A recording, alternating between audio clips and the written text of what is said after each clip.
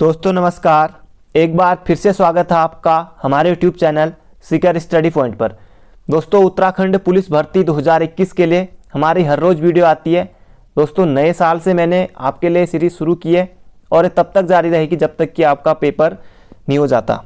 तो चलिए दोस्तों, आज के इसमें इम्पोर्टेंट प्रश्न है और आज 15 क्वेश्चन इसमें आज दोस्तों जीके के हैं। कल और परसों को उत्तराखंड की वीडियो आएगी, फिर उसके बाद हिंदी, फिर जीके दोस्तों, क्योंकि सभी एक एक नंबर आपके लिए महत्वपूर्ण है और सभी में आपको मेहनत करनी होगी। बाकी उत्तराखंड और हिंदी की मैं आपके लिए डिटेल में वीडियो लेके आने वाला हूँ बहुत जल्दी। तो दोस्तों यहाँ पर लिखा हुआ कि कुछ भी हो इस बार वर्दी पहननी है। जी हाँ दोस्तों, आपको तैयारी करनी है और पद भी अच्छे खासे हैं। लगभग 2000 पदों पर ये आपके लिए भर्ती रहने वाली है, क्योंकि फिर बहुत लंबे समय तक इतनी बड़ी वैकेंसी आपके सामने, बहुत मुश्किल है कि इतनी जल्दी भर्ती आएगी। तो चलिए दोस्तों, आज के इंपॉर्टेंट क्वेश्चन शुरू करते हैं। आज है जीके, तो पूरे 186 से लगभग 200 तक हो जाएंगे, यानी कि 15 क्वेश्चन। और आप कितने सही हुए आप कमेंट बॉक्स में ज़रूर इसको आपको बताना है। तो पहला क्वेश्चन है आपके सामने, जवाहरलाल नेहरू ने पहली बार कब भारतीय राष्ट्रीय कांग्रेस की अध्यक्षता की थी? काफ़ी इंपॉर्टेंट प्रश्न है। जवाहरलाल नेहरू ने पहली बार कब भारतीय राष्ट्रीय कांग्रेस की अध्यक्षता की थी? 1929, 1927, 1921 या फिर 1924? दोस्तों 1924 में एक मात्र भारतीय राष्ट्रीय कांग्रेस का अधिवेशन की मतलब जिसमें महात्मा गांधी ने अध्यक्षता की थी। तो ये भी इम्पोर्टेंट है, महात्मा गांधी ने की थी, महात्मा गांधी ने, और ये की थी दोस्तों 1924 में, और ये बेलगांव में हुआ था, बेलगांव कर्नाटक में। तो ऑप्शन डी तो हो गया महात्मा गांधी से संबंधित बेलगांव कर्नाटक में। और 1929 में दोस्तों इसका सही उत्तर होगा 1929। जवाहरलाल नेहरू ने पहली बार 1929 में भारतीय राष्ट्रीय कांग्रेस की अध्यक्षता की थी। इसके अलावा दोस्तों ये अधिवेशन हुआ था, वो अधिवेशन कहाँ हुआ था? ये लाहौर में हुआ था। और इसमें ही जो आज सुबह दोस्तों मैंने जो कल उत्तर प्रदेश विधानसभा का जो पेपर हुआ था, तो उसमें भी पूछा गया था कि जो पूर्ण स्वराज का किस अधिवेशन में प्रस्ताव पारित किया गया था। तो वो दोस्तों लाहौर का कांग्रेस का अधिवेशन था, यही 1929 वाला, जिसकी अध्यक्षता की थी जवाहरलाल नेहरू ने। तो दोस्तों ये अधिवेशन से क्वेश्चन उत्तराखंड के एग्जाम में पहले से ही बने हैं, अभी भी बनते रहते हैं। इसके अलावा दोस्तों गांधी जी का तो मैंने बता दिया है। जवाहरलाल नेहरू ने 1936 में भी कांग्रेस की अधिवेशन की अध्यक्षता की थी, और 36 के अलावा 39 में भी इन्होंने की थी। सॉरी 39 में तो नहीं, सुभाष चंद्र बोस थे, 37 में। तो इतनी इन्होंने अध्यक्षता की थी। और नेहरू रिपोर्ट दोस्तों, जो नेहरू रिपोर्ट है, एग्जाम में पूछा जाता है कि नेहरू रिपोर्ट, तो नेहरू रिपोर्ट वो 1928 में आई थी। अगर नेहरू रिपोर्ट किसने पेश की थी या किससे संबंधित है, तो जवाहरलाल नेहरू नहीं है, मोतीलाल नेहरू इनके पिताजी ने, मोतीलाल नेहरू, वो आपको याद रखना है। जवाहरलाल नेहरू इनका नाम भी ऑप्शन में उसमें रहता है। तो बढ़ते हैं दोस्तों अगले क्वेश्चन की तरफ। अगला क्वेश्चन है, और हाँ दोस्तों आपको बताना है कि जैसे इसमें आए कि कांग्रेस, जैसे कि कांग्रेस, भारतीय राष्ट्रीय कांग्रेस, तो आपको बताना है कि भारतीय राष्ट्रीय कांग्रेस की स्थापना कब हुई थी? तो आपको कमेंट बॉक्स में बताना है। बिल्कुल आसान है, एग्जाम में पूछा जाएगा। जो लोग कमेंट बताएंगे दोस्तों, तो आप ज़रूर बताइए। अगला क्वेश्चन है कि किसके प्रति केंद्रीय मंत्रिपरिषद सामूहिक रूप से उत्तरदायी होती है? या मंत्री परिषद सामूहिक रूप से किसके प्रति उत्तरदायी होती है? राष्ट्रपति, संसद, लोकसभा, राज्यसभा? तो राष्ट्रपति वाले जितने लोग हैं वो गलत हैं, संसद भी नहीं है और राज्यसभा भी नहीं है। तो इसका सही उत्तर है ऑप्शन नंबर सी, लोकसभा। अब लोकसभा दोस्तों इसलिए क्योंकि मंत्रिपरिषद लोकसभा के प्रति इसलिए क्योंकि दोस्तों जो ये सदस्य होते हैं इनको हम वोट करते हैं, तो इसलिए कि लोकसभा के प्रति जो है मंत्रिपरिषद सामूहिक रूप से उत्तरदायी होती है। और दोस्तों जैसे मंत्रिपरिषद है, मंत्रिपरिषद का वर्णन किस अनुच्छेद में है? जैसे कि अनुच्छेद है एक, अनुच्छेद 74, इसमें कहा गया है कि राष्ट्रपति की सलाह के लिए मंत्रिपरिषद होगी। और अनुच्छेद 75 में है कि मंत्रिपरिषद, अनुच्छेद 75 में है कि प्रधानमंत्री के बारे में है, अनुच्छेद 75 में प्रधानमंत्री के बारे में। और संसद है दोस्तों, संसद है 79 में, यह आपको याद रखना है, अनुच्छेद 79 में, ये भी कई बार पूछा जाता है संसद। और राज्यसभा उसके बाद आएगी राज्यसभा, अनुच्छेद 80। और लोकसभा अनुच्छेद 81 में। तो इतना आपको याद रखना है। तो बढ़ते हैं दोस्तों अगले क्वेश्चन की तरफ। इंपॉर्टेंट प्रश्न है, एग्जाम में पूछा गया था। तो बढ़ते हैं अगले क्वेश्चन की तरफ। अगला क्वेश्चन दोस्तों, उत्तराखंड में इस तरह के कथन एक ना एक एग्जाम में बन ही जाता है, तो ये बिल्कुल आसान है अगर आपने पढ़ा होगा तो। मनुष्य एक सामाजिक प्राणी है, किसका कथन है? मनुष्य एक सामाजिक प्राणी है, किसका कथन है? अरस्तु, मैकियावली, कूले या फिर काम्टे? तो इसका सही उत्तर ऑप्शन नंबर बी नहीं है। तो इसका ऑप्शन नंबर ए बिल्कुल सही है। अरस्तु ने कहा था कि मनुष्य एक सामाजिक प्राणी है, मनुष्य का शारीरिक एवं मानसिक विकास समाज से ही होता था, इस तरह का कुछ कहा था। बाकी मेरे को भी याद नहीं, इतना आपको याद रखना कि मनुष्य एक सामाजिक प्राणी है, किसका कथन है? तो ये अरस्तु का है। तो बढ़ते हैं अगले क्वेश्चन की तरफ। अगला क्वेश्चन दोस्तों काफ़ी इंपॉर्टेंट है, एग्जाम में पूछा जाता है कई बार और आपको याद रखना है बिल्कुल। तो भारत की पवित्र नदी गंगा को राष्ट्रीय नदी कब घोषित किया गया था? या एक बार इस तरह की एग्जाम बना था कि गंगा का ऐतिहासिक एवं पौराणिक महत्व समझते हुए गंगा को राष्ट्रीय नदी कब घोषित किया गया था? तब भी आपको उत्तर आपका वही रहने वाला है, या सिर्फ आपको गंगा को राष्ट्रीय नदी कब घोषित किया गया था इतना भी अगर आपने याद है, बाकी आगे पीछे लाइन कुछ लगे तो आपको उससे कोई मतलब नहीं, आपको सिर्फ अपना उत्तर टिक करना है बस। तो इसका सही उत्तर है दोस्तों ऑप्शन नंबर ए, गंगा को राष्ट्रीय नदी घोषित किया गया था 4 नवंबर 2008 को। 4 नवंबर 2008 को। अगर पूरी डेट रहती है एग्जाम में, कि कई बार डेट ही दे देता है एग्जामिनर, तो 4 नवंबर 2008 को, ये बिल्कुल आपको याद रखना है। अगर दोस्तों गंगा की लंबाई की बात करें कि गंगा की लंबाई कितनी है, तो आप सिर्फ 25-25 याद रखिए।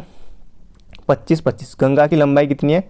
तो 25-25 यानी कि 2525 किलोमीटर गंगा की लंबाई है। और गंगा हमारी दोस्तों गंगोत्री ग्लेशियर के गोमुख नामक स्थान से निकलती है, हमारे उत्तराखंड के उत्तरकाशी जनपद से।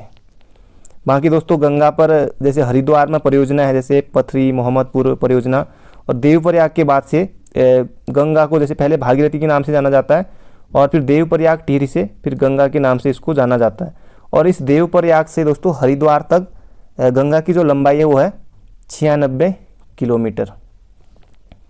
तो बढ़ते हैं दोस्तों अगले क्वेश्चन की तरफ। अगला क्वेश्चन काफ़ी इंपॉर्टेंट है, वीडियो को अंत तक जरूर देखिएगा अगर आप इस एग्ज़ाम की तैयारी कर रहे हैं तो। बाकी दोस्तों अगर आप लोग नए हैं तो आप प्लेलिस्ट में जाकर दोस्तों उत्तराखंड के अभी तक जितने हुए पुलिस के पेपर आप देख सकते हैं। इसके अलावा दोस्तों जो अभी तक पार्ट अपलोड किए हुए हैं आप उन्हें भी देख सकते हैं। तो अगला हमारा इंपॉर्टेंट प्रश्न है, कई लोगों को आसान लग रहा होगा।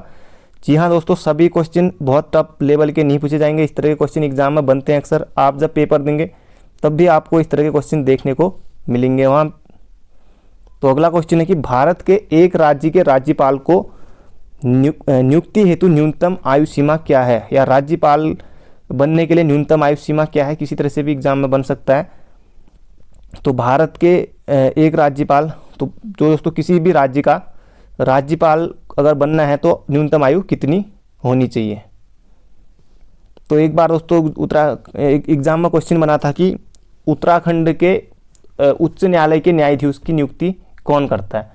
या दोस्तों भारत के किसी भी राज्य के न्यायाधीश हो, या फिर चाहे उत्तराखंड इसलिए पूछ दिया क्योंकि उत्तराखंड के उच्च न्यायालय के न्यायाधीश की नियुक्ति कौन करता है? तो ये आप कमेंट में बताएंगे कि उत्तराखंड के उच्च न्यायालय के न्यायाधीश की नियुक्ति कौन करता है। तो न्यूनतम राज्यपाल बनने के लिए आयु पूछी है 21 वर्ष। दोस्तों अगर आप प्रधान का चुनाव लड़ना चाहते हैं, वीडीसी मेंबर ये सब, तो 21 वर्ष आपकी आयु होनी चाहिए। बाकी 21 वर्ष दोस्तों पुरुषों के लिए जो शादी की आयु सीमा रखी गई है तो वो भी 21 ही है, और शायद इसमें बढ़ने वाली है अभी महिलाओं के लिए जो 18 थी उसमें भी चल रहा है। और 25 वर्ष दोस्तों अगर आप प्रधानमंत्री बनना चाहते हैं लोकसभा के लिए तो 25 वर्ष ये आपकी आयु होनी चाहिए। और 35 वर्ष और मुख्यमंत्री बनने के लिए भी 25 वर्ष होनी चाहिए। और 35 वर्ष दोस्तों अगर आप राज्यपाल बनना चाहते हैं, राष्ट्रपति बनना चाहते हैं, तो ये सब आपके लिए 35 वर्ष आयु होनी चाहिए। और 30 वर्ष अगर आपको राज्यसभा का सदस्य बनना है, राज्यसभा सदस्य बनने के लिए, तब आपकी आयु 30 वर्ष होनी चाहिए। तो बढ़ते हैं दोस्तों अगले क्वेश्चन की तरफ। इंपॉर्टेंट प्रश्न था, एग्जाम में पूछा जाएगा और आपका बिल्कुल गलत नहीं होना चाहिए, इस तरह के क्वेश्चन आपको नंबर दे जाएंगे।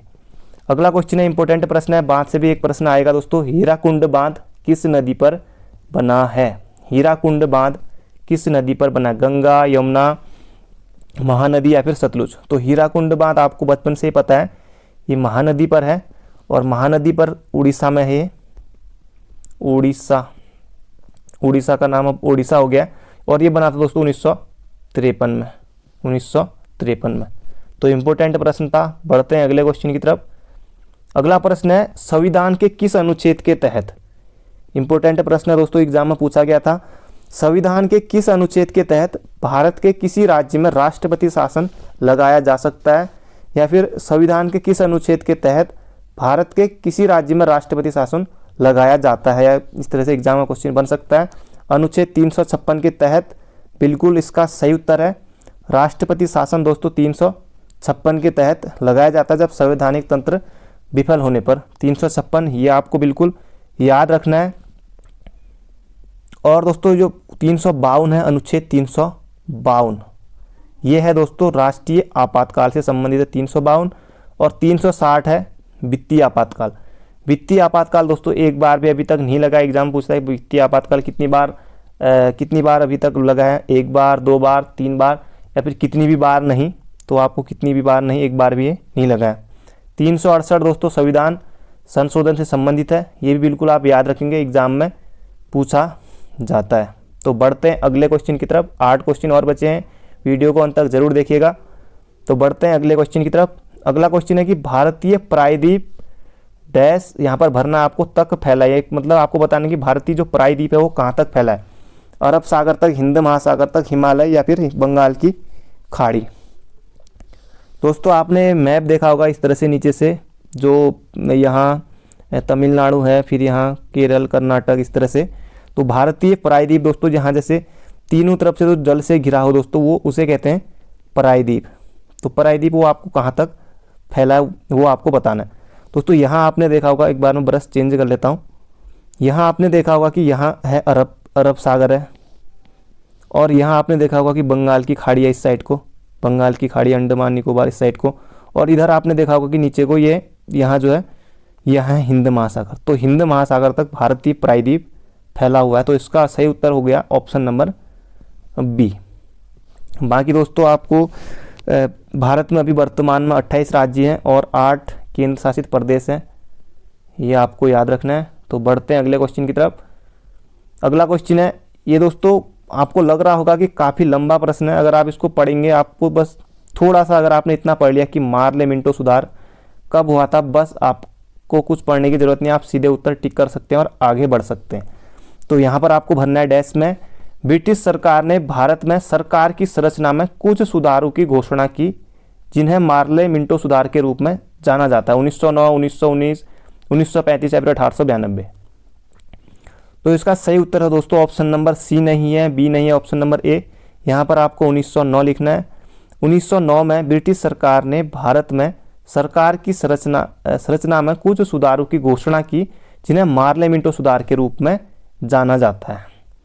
मार्ले मिंटो 1909 और 1919 में मॉन्टेग्यू चेम्सफोर्ड सुधार, 1919 मॉन्टेग्यू चेम्सफोर्ड, 1909 मार्ले मिंटो सुधार, और 1935 का दोस्तों भारत शासन अधिनियम, ये काफ़ी इंपॉर्टेंट है। भारत शासन अधिनियम बहुत चीज़ें ली गई है, जैसे एक चीज़ है जो फॉरेस्ट गार्ड के एग्जाम में पूछी गई थी कि म्यांमार जो बर्मा को भारत से कब अलग किया गया था, तो 1935 के भारत शासन अधिनियम के तहत ही किया गया था 1937 में। तो ये आपको याद रखना है, और भी बहुत कुछ इंपॉर्टेंट बातें हैं। तो बढ़ते हैं अगले क्वेश्चन की तरफ। अगला क्वेश्चन दोस्तों ये काफ़ी इंपॉर्टेंट प्रश्न है कि संविधान के, यहाँ पर आपको भरना है, संशोधन के जरिए भारत में आर्थिक आरक्षण यानी कि जो EWS है वो कौन से संविधान संशोधन के द्वारा पारित किया गया था, वो आपको बताना है। अब सारे ऑप्शन दोस्तों आपके लिए मुश्किल भरा क्वेश्चन हो गया है। आप अगर एग्जाम में होते तो, क्योंकि जिन लोगों ने नहीं पढ़ा है तो बहुत मुश्किल हो जाती है इस क्वेश्चन को सही करने में। तो संविधान का दोस्तों 103वां संविधान संशोधन था। संविधान के 103वां संशोधन के जरिए भारत में आर्थिक आरक्षण पारित किया गया। तो ऑप्शन नंबर सी इसका बिल्कुल सही है। तो बढ़ते हैं अगले क्वेश्चन की तरफ। अगला क्वेश्चन है दोस्तों, भारत के किस राज्य में सर्वप्रथम पंचायती राज की शुरुआत की गई थी? इंपॉर्टेंट प्रश्न है दोस्तों, कई बार एग्जाम में ये प्रश्न बनता है, बना है और आगे भी पूछे जाने की पूरी संभावना है। तो भारत के किस राज्य ने सर्वप्रथम पंचायती राज की शुरुआत की थी? गुजरात, राजस्थान, तमिलनाडु या फिर मध्य प्रदेश? तो इसका सही उत्तर है ऑप्शन नंबर ए नहीं है, ऑप्शन नंबर बी। तो ये राजस्थान में हुआ था। 2 अक्टूबर 1959 को राजस्थान के नागौर जिले में पंडित जवाहरलाल नेहरू ने इसकी शुरुआत की थी, राजस्थान के नागौर जिले में।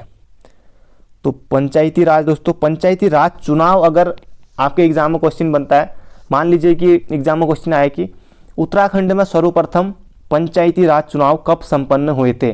2002, 2003, 2000 या फिर 2001? आपके ऑप्शन है। मुझे पता है बहुत से लोगों ने ऑप्शन नंबर जो 2002 बताया था उसको टिक किया है, आप बिल्कुल गलत हैं दोस्तों। 2002 में उत्तराखंड में हुए थे विधानसभा चुनाव। उत्तराखंड में पंचायती राज चुनाव हुए थे 2003 में। तो एग्जाम में पूछा जाएगा तो आप याद रखेंगे 2003 में पंचायती राज चुनाव 2003 में हुए थे उत्तराखंड में। तो बढ़ते हैं अगले क्वेश्चन की तरफ। अगर आपको लगता है कि किसी क्वेश्चन में दोस्तों गलत है, माना गलती हो जाती है, बहुत सी चीज़ें मन में रहती है, तो आप कमेंट में ज़रूर बताइएगा दोस्तों। तो अगला क्वेश्चन है, निम्नलिखित में से कौन सा विकल्प पश्चिमी घाट का सर्वोच्च शिखर है? इंपॉर्टेंट प्रश्न है। अनाईमुड़ी, वगमोन, वैगमोन, महेंद्रगिरी या इनमें से कोई नहीं? तो महेंद्रगिरी दोस्तों अभी आबकारी के पेपर में बना था। महेंद्रगिरी जो था ये पूर्वी घाट का सर्वोच्च शिखर है, और बाकी ऑप्शन नंबर ए हो जाएगा पश्चिमी घाट का सर्वोच्च शिखर, ऑप्शन नंबर ए अनाईमुड़ी। ये आपको बिल्कुल याद रखना है, पश्चिमी घाट का सर्वोच्च शिखर है अनाईमुड़ी, और ये है तमिलनाडु में। तो बढ़ते हैं अगले क्वेश्चन की तरफ। ये दोस्तों कंप्यूटर का प्रश्न है। तो कंप्यूटर से भी दोस्तों 2-3 प्रश्न आपके एग्जाम में पूछे जाने की पूरी संभावना है। MRI का विस्तृत रूप है magnetic resonance interface, magnetic resonance imaging या फिर मैग्नेटिक रीस्कैनिंग इमेजिंग? तो इसका सही उत्तर है दोस्तों option number B, magnetic resonance imaging. ये दोस्तों इसका उपयोग जो मेडिकल लाइन में, जैसे चिकित्सा पद्धति में, इसमें चिकित्सा क्षेत्र में किया जाता है इसका MRI का उपयोग। तो बढ़ते हैं दोस्तों अगले क्वेश्चन की तरफ। अगला क्वेश्चन है कि भारत के राष्ट्रपति चुनाव में कौन सा केंद्र शासित प्रदेश भाग लेते हैं या लेता है? ये आपको बताना है। राष्ट्रपति के चुनाव की बात हो रही है। केवल दिल्ली, दिल्ली और पुडुचेरी या फिर सभी केंद्र शासित प्रदेश? तो सभी केंद्र शासित प्रदेश वाले जितने भी लोग हैं वो बिल्कुल गलत हैं। केवल दिल्ली भी नहीं, ये लेते हैं दोस्तों दिल्ली और पुदुचेरी। पुदुचेरी, पहले इसका नाम पांडिचेरी हुआ करता था, फिर बदल के कर दिया पुदुचेरी। ये आपको याद रखना है। राष्ट्रपति के चुनाव में ये भाग लेते हैं, और ये दोस्तों 70वां संविधान संशोधन था, उसमें ये किया गया था। बाकी राष्ट्रपति के चुनाव में दोस्तों लोकसभा के निर्वाचित सदस्य भाग लेते हैं और राज्यसभा के निर्वाचित सदस्य भाग लेते हैं। बाकी दिल्ली और पुदुचेरी जो विधानसभा, इनसे केंद्र शासित प्रदेश हैं, इनसे सदस्य भाग लेते हैं राष्ट्रपति के चुनाव में।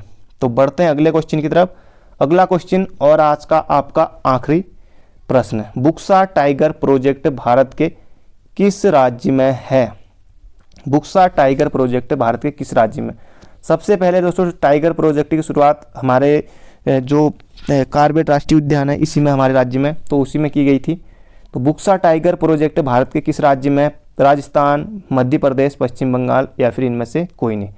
तो इसका सही उत्तर है दोस्तों पश्चिम बंगाल में है बुक्सा टाइगर रिजर्व। तो ये बुक्सा टाइगर प्रोजेक्ट, हाँ वही रिजर्व। तो ये आपको याद रखना है।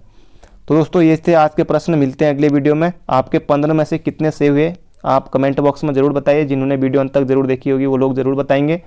अगर दोस्तों अगर आपने चैनल को अभी तक सब्सक्राइब नहीं किया है तो चैनल को सब्सक्राइब कीजिए और बेल आइकन भी ज़रूर प्रेस करें, ताकि आने वाली नोटिफिकेशन आपसे मिस हो सकती है। अगर आपने अभी तक इसको शेयर नहीं किया दोस्तों, शेयर भी कर सकते हैं आप किसी ग्रुप में, अगर आपके पास जो भी ग्रुप है, और लाइक दोस्तों ज़रूर आपको करना है। तो thank you friend, thank you so much. कल मिलेंगे गणतंत्र दिवस के अवसर पर। तो तैयारी करते रहिए, विज्ञप्ति आने की बहुत जल्दी पूरी संभावना है।